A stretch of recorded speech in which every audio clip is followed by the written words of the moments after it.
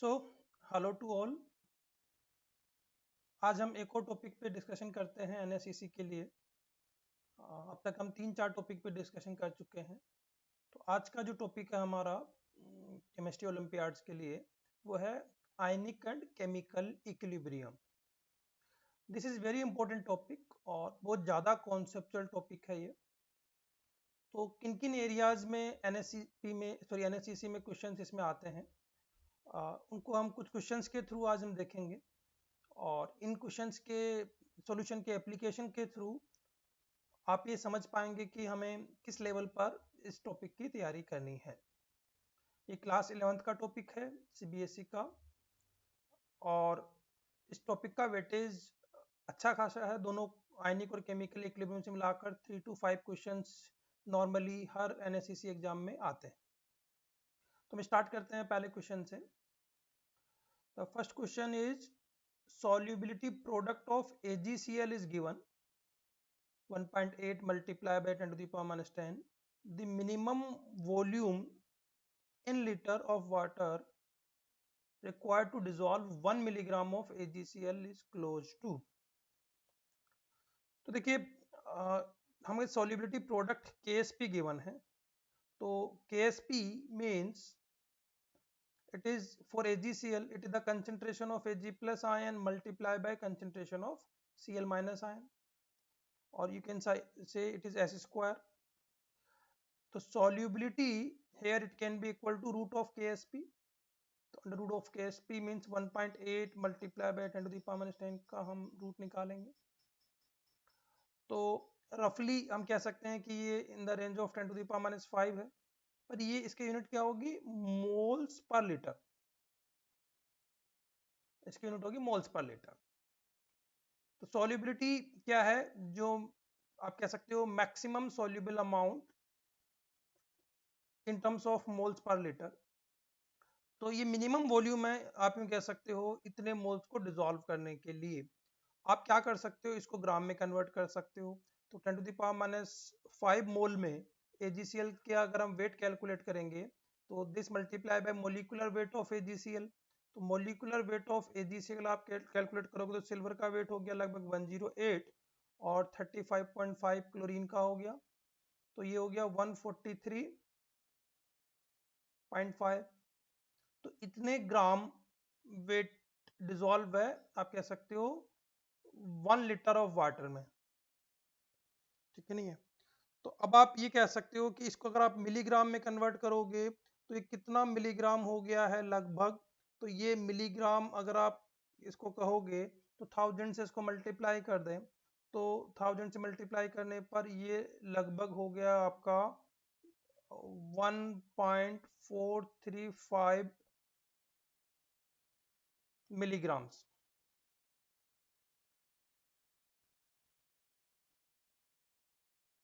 तो ये आपका लगभग 1 लीटर वाटर में है।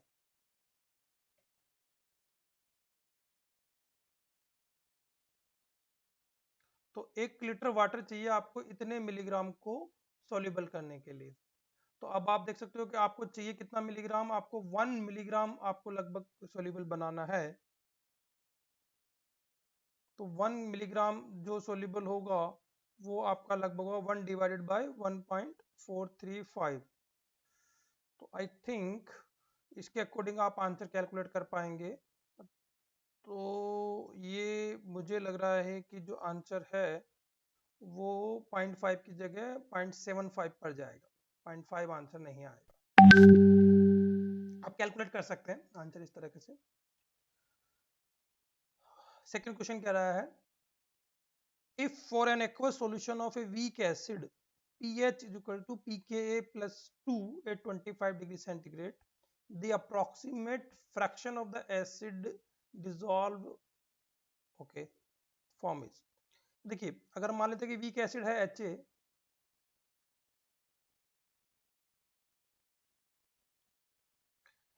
तो अगर मैं इसके लिए कंसंट्रेशन लिखूं तो हो जाएगी इक्विलिब्रियम पर C1 माइनस अल्फा, ठीक है नहीं है, H प्लस सी अल्फा होगी, पर चूंकि इसको पीएच के फॉर्म में लिखना है तो मैं इसको ऐसे छोड़ देता हूँ, A माइनस वैल्यू हो जाएगी C अल्फा।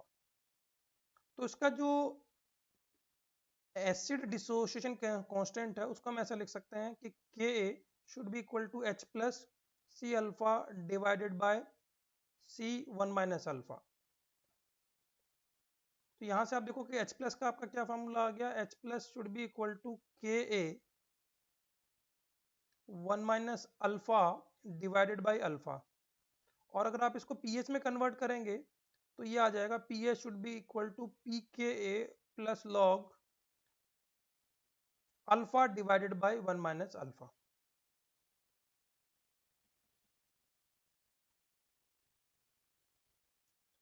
तो अब आप देख सकते हैं कि ये जो इक्वेशन यहाँ पे दी है वो दी हुई है p H equal to p K plus log 2। तो यहाँ से आपको पता है कि इसकी जो वैल्यू है log alpha divide by 1 minus alpha, इसकी वैल्यू 2 है। इसका मतलब ये वैल्यू लगभग 100 है। तो alpha divided by 1 minus alpha लगभग 100 है। इससे आप अल्फा कैलकुलेट कर सकते हैं, वो लगभग आपका 99 के करीब आएगा।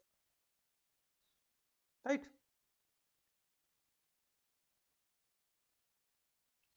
नेक्स्ट क्वेश्चन हम देखते हैं। Which of the following graph describes the relationship between H3O plus and OH minus ion in aqueous solution at constant temperature? देखिए at constant temperature Kw should be equal to H plus multiply by OH minus ion concentrations. इन दोनों का product होता है। तो और ये constant है। The value of Kw depends only on temperature. तो कांस्टेंट मान लेते हैं, अगर हम रूम टेम्परेचर लेते हैं तो इसकी वैल्यू इतनी होगी। The product of H plus ion and OH minus ions are fixed. तो इसका मतलब है कि if you increase H plus ion concentration, the concentration of OH minus ion will decrease. तो यहाँ पर पहला ग्राफ सही नहीं हो सकता कि आप कंसेंट्रेशन ऑफ H3O प्लस बढ़ाओगे और OH माइनस आयन फिक्स रहेगी, ऐसा नहीं हो सकता। दोनों एक साथ नहीं इंक्रीज कर सकते एक सॉल्यूशन में। इस ग्राफ का भी कोई सेंस नहीं है। तो ये ग्राफ थोड़ा ठीक नहीं बन रखा डी वाला। तो ये आप कह सकते हो कि जैसे जैसे आप OH माइनस आयन को डिक्रीज करोगे H प्लस आयन बढ़ेगा। तो ये आंसर इसका डी होना चाहिए।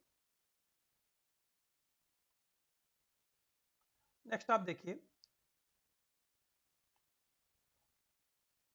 इन आयोन एक्सचेंज रेजिन। जी नॉर्मली हम ये हार्ड वाटर के केस में यूज करते हैं कॉन्सेप्ट, जहां पर कि जो कैटाइंस है उसको रिमूव करने के लिए हम दूसरे कैटाइंस यूज करते हैं। तो यहाँ पर जैसे हमने कहा कि एक RH2 कोई आयन है, उसका यूज कर रहे हैं कैल्शियम को रिमूव करने के लिए। तो R will be bonded with calcium. तो RH2 can replace calcium ion in the hard water. तो ये जो R है वो कैल्शियम के साथ बॉन्ड बनाकर रुक जाएगा और सॉल्यूशन में H प्लस आयन रिलीज हो जाएंगे। तो इस क्वेश्चन को हमें क्या करना है, चार्ज बैलेंस के हिसाब से देखना है कि कैल्शियम पर +2 चार्ज है। अब कैल्शियम पे अगर +2 चार्ज है और R उसके साथ बॉन्ड बना रहा है, यानी कि पर mole of calcium 2H plus ion will be removed. अब इसके आगे आपको क्या कहना है, when 1 litre of hard water sample was passed through the resin all H plus ions were replaced by calcium ion. तो सॉल्यूशन में कैल्शियम आयन की जगह H प्लस आयन आ गए। तो पर ion of calcium 2H plus ions are replaced in the solution and the pH of eluted water was found to be 2। अब देखो pH 2 है, इसका मतलब H plus ion concentration कितनी हो गई है, तो H plus ion concentration हो गई है 10 to the power minus 2 molar. तो तो ये कितने लीटर वाटर में हुई है आपका, 1 लीटर वाटर में हुई है आपका। अच्छा, तो इसका मतलब ये हुआ कि जो कैल्शियम आयन है सॉल्यूशन में वो कितने होंगे, वो इसका हाफ होंगे। तो कैल्शियम आयन की जो कंसेंट्रेशन होगी वो इसकी हाफ होगी, तो डिवाइड बाय 2 हम कह सकते हैं। तो 1 लीटर वाटर में इतने मोल कैल्शियम आयंस होंगे। और कैल्शियम आयन का अगर हम वेट के टर्म में निकालें तो कैल्शियम आयन का जो वेट है वो हो जाएगा 40 ग्राम, इसका मोलिकुलर वेट है। तो 40 से इसको मल्टीप्लाई कर देंगे तो 20 multiply by 10 to the power minus 2 grams are present in 1 litre of water. 1 litre of water मतलब 10 to the power 3 ml of water. 10 to the power 3 ml of water मतलब 10 to the power 3 gram of water. तो 10 to the power 3 gram of water में आपका 0.02 gram of calcium ion are there. अच्छा, अब आपसे पूछा क्या है, hardness of water as ppm. तो पीपीएम का मतलब होता है पार्ट्स पर मिलियन, और दूसरा पूछा है कैल्शियम के टर्म में ही। तो पहले हमने क्या किया, यहाँ पर कैल्शियम के टर्म में कैल्शियम का वेट निकाल लिया, वो 10⁻³ ग्राम में निकाल लिया। ppm मतलब पार्ट्स पर मिलियन, तो अगर हम 10⁻6 ग्राम में इसको निकालेंगे तो हमें 1000 से इसको मल्टीप्लाई करना पड़ेगा। तो अगर इसको हम 1000 से मल्टीप्लाई करेंगे तो ये वैल्यू कितना आएगी, सॉरी ये 0.2 है, 0.2 है। तो 1000 से इसको मल्टीप्लाई करेंगे तो ये 200 ग्राम ppm में आ जाएगा। तो आंसर हमारा हो गया 200। Here it should be 0.2, right. ठीक है, आगे चलते हैं।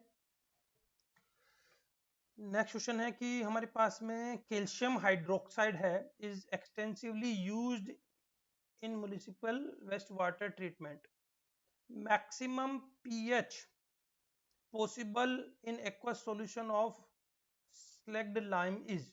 ओके, देखो ये 4 वैल्यूज आपको दे रखी है और आपसे ये कह रहे हैं कि जो एक्वस सॉल्यूशन है तो वहां पर स्लैग्ड लाइम यूज कर रहे हैं, कैल्शियम यूज कर रहे हैं, तो वेस्ट वाटर ट्रीटमेंट के लिए तो मैक्सिमम पीएच कितनी पॉसिबल है। अब इसमें आपका केएसपी दे रखा है कैल्शियम हाइड्रोक्साइड का 5.5 मल्टीप्लाई बाय 10⁻⁻6। तो अब इसमें अगर आप OH माइनस आयन की कंसंट्रेशन कैलकुलेट करना चाहो तो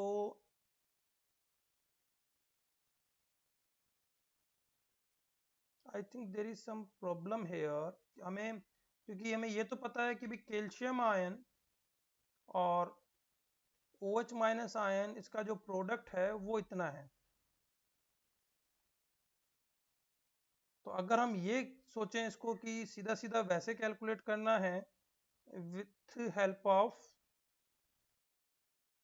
सॉल्युबिलिटी प्रोडक्ट, तो ये वैल्यू हमारी S होगी और ये वैल्यू 2S हो जाएगी, क्योंकि OH माइनस आयन डबल आएंगे कैल्शियम कंपेरेटिवली। तो उस केस में हमारा फार्मूला हो गया 4S³ should be equal to 5.5 multiply by 10⁻⁻6। तो रफली मतलब इससे अगर हम कैलकुलेट करें तो जो सॉल्युबिलिटी है वो लगभग 10⁻⁻2 के रेंज में आएगी, ठीक नहीं है। तो और OH माइनस आयन की जो कंसेंट्रेशन है वो लगभग हो जाएगी 2 मल्टीप्लाई बाय 10⁻²। ठीक है, तो यहाँ पर आंसर उसी हिसाब से इन्होंने रफली निकाला हुआ है कि अगर हम OH माइनस आयन की कंसेंट्रेशन इतनी है तो पीएच निकालने के लिए हम H प्लस आयन की कंसेंट्रेशन निकाल सकते हैं, तो लगभग ये 12.34 आ जाएगा। नेक्स्ट क्वेश्चन है the percentage dissociation of 0.08 molar aqueous acetic acid solution at 25 degree centigrade. देखिए हमें डिग्री ऑफ डिसोसिएशन पहले कैलकुलेट करना पड़ेगा, और एक वीक एसिड के लिए डिग्री ऑफ डिसोसिएशन रफली क्या होता है अल्फा, और उसको हम क्या लिख सकते हैं √K/C। तो K हमको गिवन है, कंसंट्रेशन हमको गिवन है,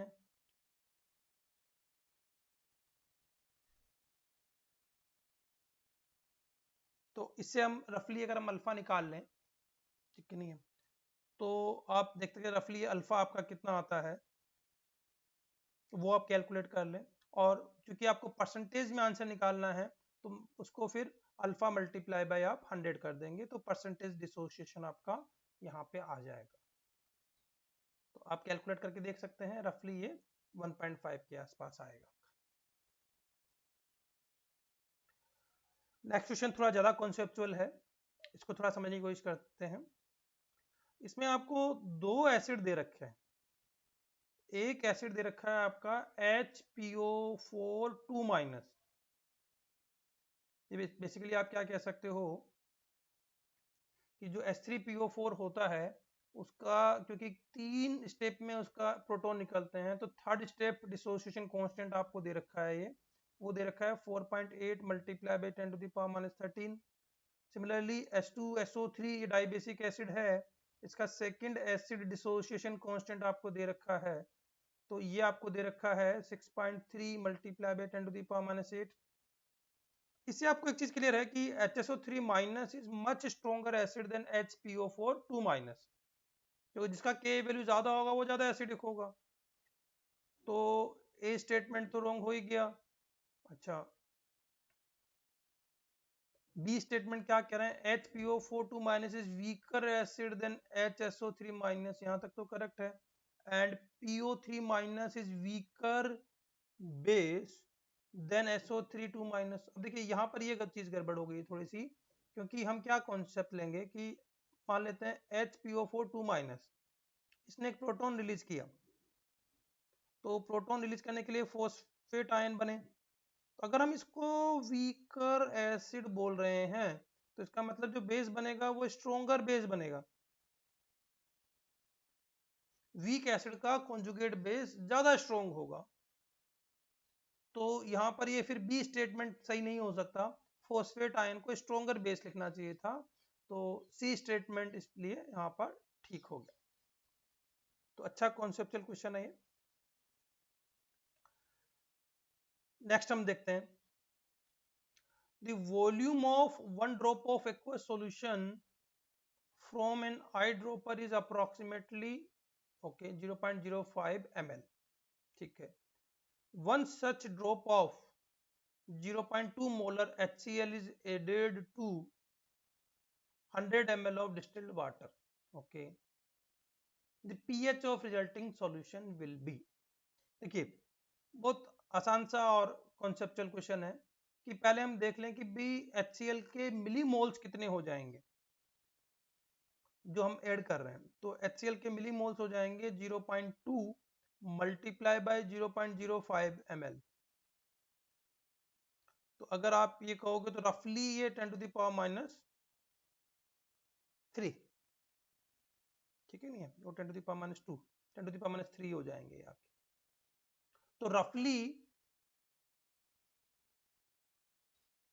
आप ये कह रहे हैं कि 10⁻⁻, एक बार दोबारा इसको कैलकुलेट कर लेते हैं, 10⁻² होंगे 3।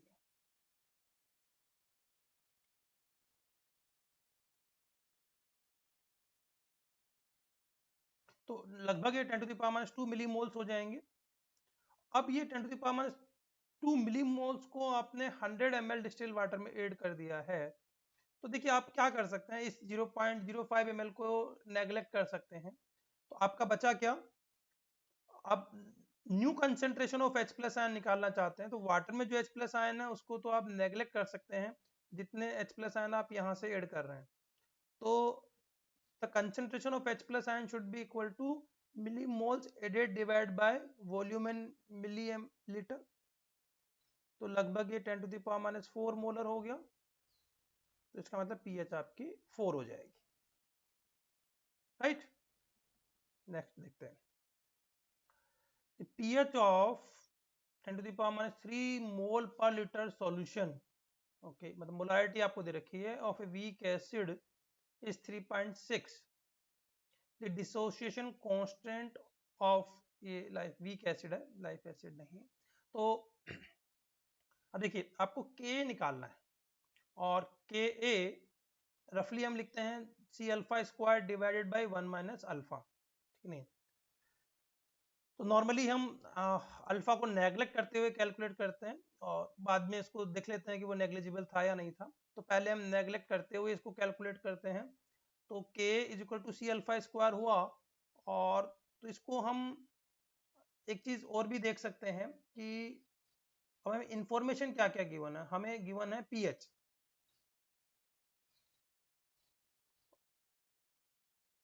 और हमें गिवन है कंसंट्रेशन। तो अब pH और कंसंट्रेशन का यूज करते हुए हम क्या निकाल सकते हैं, देखो अगर हमको pH गिवन है तो pH, यहाँ पर pH को कैसे यूज कर सकते हैं, हम H प्लस आयन की कंसंट्रेशन कैलकुलेट कर सकते हैं, क्योंकि pH क्या है, minus log of H plus ion. वो हम H प्लस आयन की कंसंट्रेशन कैलकुलेट कर सकते हैं, और H प्लस क्या होगा हमारा C अल्फा। या जैसा अभी हमने ऊपर कैलकुलेट किया था, हम उस कॉन्सेप्ट का भी यूज कर सकते हैं, पूरी इक्वेशन का जो हमने यूज किया था।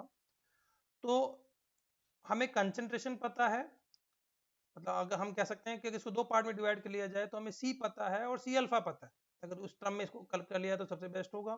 कि हम ये कर लें कि K a should be equal to C multiply by C alpha. तो सी अल्फा की वैल्यू आप पी एच से निकाल सकते हो और सी आपको गिवन ही है, तो दोनों का यूज करते हुए आप के ए कैलकुलेट कर सकते हो। आप इसको सॉल्व करके देख सकते हो, you will find the answer C.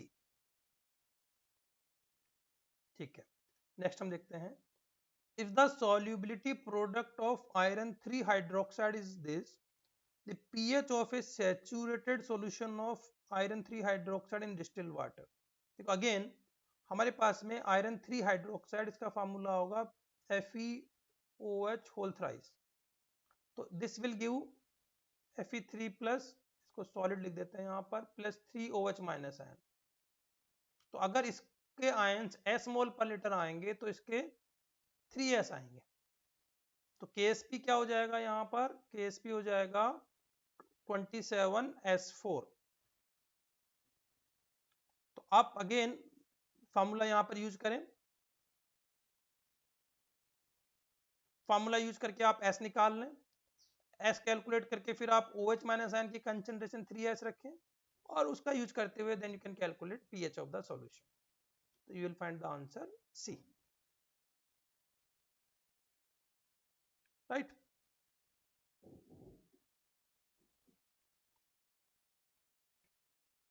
Next देखते हैं हम, HClO4 is stronger acid than HClO। ठीक है, क्योंकि इस कैटेगरी में जो 4 एसिड्स आते हैं उनका एसिडिक स्ट्रेंथ का ऑर्डर यही रहता है, HClO4 is greater than HClO3, then it is greater than HClO2, greater than HClO। और इसका रीजन ये भी है, जैसे हम फिर से कह चुके हैं कि अगर HClO4 स्ट्रोंगर एसिड है, स्ट्रॉन्ग एसिड है, तो इसका मतलब है कि जो ClO4 माइनस आयन है वो वीकर बेस होगा। तो अगर HClO वीक एसिड है तो उसका conjugate base Cl minus ion stronger होगा। तो यहाँ पर ये कह रहा है कि ClO4 minus ion is more stabilised by than ClO minus, correct है। अगर ये स्ट्रोंगर एसिड है तो इसका मतलब है कि इसका जो कॉन्जुगेट बेस है वो ज्यादा स्टेबलाइज होगा, तभी वो वीक बेस है। तो बाकी चीजें यहाँ पर लग भी नहीं रही है कुछ, तो ए यहाँ पर करेक्ट होगा। ठीक है जी, चलिए नेक्स्ट देखते हैं। एक रिएक्शन आपको गिवन है कि x मोल ऑफ x, ये इक्विलिब्रियम साइन होना चाहिए, x mole of x gas gives y mole of y gas and z mole of z gas. ठीक है, was carried out at a certain temperature with the initial pressure of, इसमें x का जो initial pressure दिया, initially given है आपको, if the equilibrium partial pressure of x y and z are 25 and 10 bar। Okay, देखिए हम इसको कह रहे हैं कि x mole of x plus y mole of y, sorry, and z mole of z। Initially what you are saying कि इसका जो प्रेशर है वो 30 है और y और z प्रेजेंट नहीं है। और यहाँ पर एक चीज आपसे और कह रहे हैं कि इसका जो मोल्स बचा रहा x का आफ्टर सर्टेन टाइम, वो मतलब इक्विलिब्रियम पर वो 20 मोल्स बचा रहा। तो अगर ये 20 मोल बचा रहा तो इसका मतलब है कि यार 20 प्रेशर बचा रहा, इसका मतलब 10 प्रेशर डिक्रीज हुआ है, एंड चूंकि pressure is directly proportional to number of moles, तो हम उस टर्म में भी इसको कर सकते हैं। तो अब हम ये कह सकते हैं कि अगर इसका प्रेशर 10 डिक्रीज हो रहा है और यहाँ पे गिवन है कि इसका प्रेशर 5 है, यानी कि इसके अगर 2 मोल्स डिक्रीज हो रहे हैं तो इसके 1 मोल डिक्रीज बन रहे हैं और इसका 2 मोल बन रहा है। तो ये सिंपल यहीं से मालूम चल रहा है हमारा कि इसके 2 मोल डिक्रीज होने पर इसके 1 मोल बन रहे हैं, इसके 2 मोल बन रहे हैं। तो the ratio should be equal to 2:1:2। तो सिंपल मोल कॉन्सेप्ट का यूज करते हुए भी इस क्वेश्चन को हम सॉल्व कर सकते हैं। I think it is clear to all. चलिए नेक्स्ट क्वेश्चन देखते हैं। About the energy level diagram given below, which of the following statements is are correct? Okay, देखिए एक energy versus reaction coordinate reaction path diagram given है, जहां पर M से एक R बन रहा होगा, तो R तो ट्रांजिशन स्टेट होगी, X आप कह सकते हो कि इसकी एक्टिवेशन एनर्जी होगी, Q आप कह सकते हो कि कोई एक इंटरमीडिएट होगा, P एक दूसरी ट्रांजिशन स्टेट होगी, N फाइनल प्रोडक्ट कह सकते हो M to N के लिए, और Y इस सेकेंड स्टेप की एक्टिवेशन एनर्जी होगी।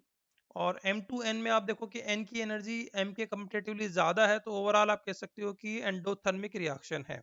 ओके, तो ये सारे वैल्यूज सिस्टम में हम समझ सकते हैं।